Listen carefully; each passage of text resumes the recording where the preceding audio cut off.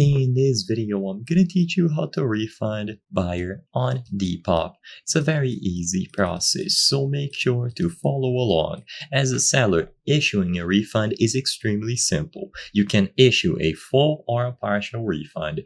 And in order to find the refund option for any sale that you have made on Depop, all that you have to do is go over to your settings page. So you can tap the three lines at the top right corner of the screen when you go over to your Depop store, or choose My Depop and access these settings.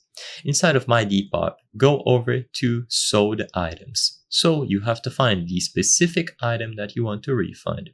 Once you go to Sold Items, you will see a list, you will see the person who bought that item and the item itself at the right side of the screen.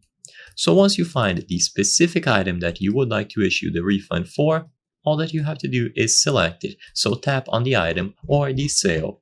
Now you will find the option to manage the sale, including refund. So look for refund sale.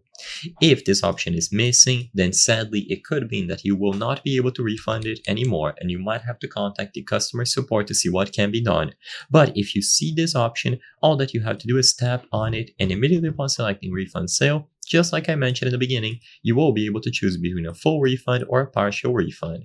The item will be presented here. So double check all of the details, double check the price, and choose the refund shipping method. Usually there's always going to be one option here.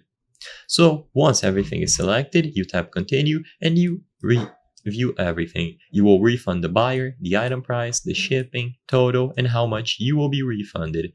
So be aware of the fee, total, and you will receive the total in your Depop balance. If everything looks okay, confirm the refund and let Depop and the buyer handle the rest. So I hope I was able to help you.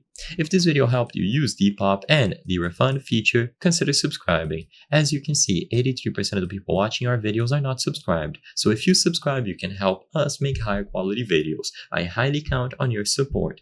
Thank you for watching, and I'll see you on the next one.